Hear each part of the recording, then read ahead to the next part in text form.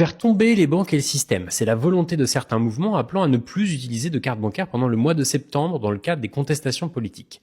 Je vous explique aujourd'hui pourquoi, sans le vouloir, ces groupes pourraient potentiellement arriver à leur fin. L'idée de base, c'est de ne pas utiliser sa carte bancaire pour ne pas donner de commission de paiement aux banques. Les groupes qui appellent à ce mouvement évoquent un montant de 15 milliards d'euros détournés du système et 6 milliards de commissions évaporées. Le premier problème, c'est que l'on ne sait pas d'où sortent ces chiffres. Et le second, c'est que amputer 6 milliards d'euros de commissions lissées sur 4 ou 5 entités bancaires, eh bien ça n'a aucun impact, car les banques ne vivent pas sur les commissions de cartes. C'est une rentrée d'argent parmi d'autres, mais ça ne fera pas tomber ni les banques, ni le système. Sauf si le mouvement perdure.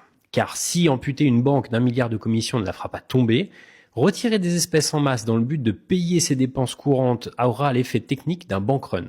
Et là, on arrive au début du problème. Car les banques n'ont pas le volume de cash pour que ne serait-ce qu'un tiers des Français suppriment leurs dépenses par carte du jour au lendemain.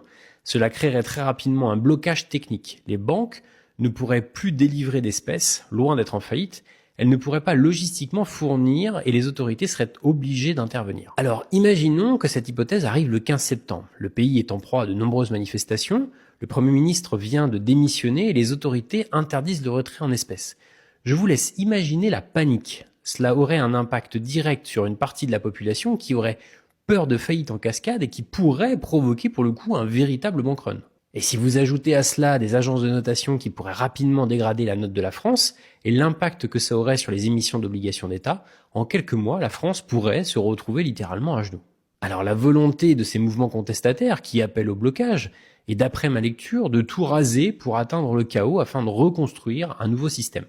Le problème, c'est que personne n'imagine l'envergure et l'importance d'une telle situation. La France est aujourd'hui dans une impasse politique et économique. La clé ne se trouve pas dans la destruction, mais dans le changement du système.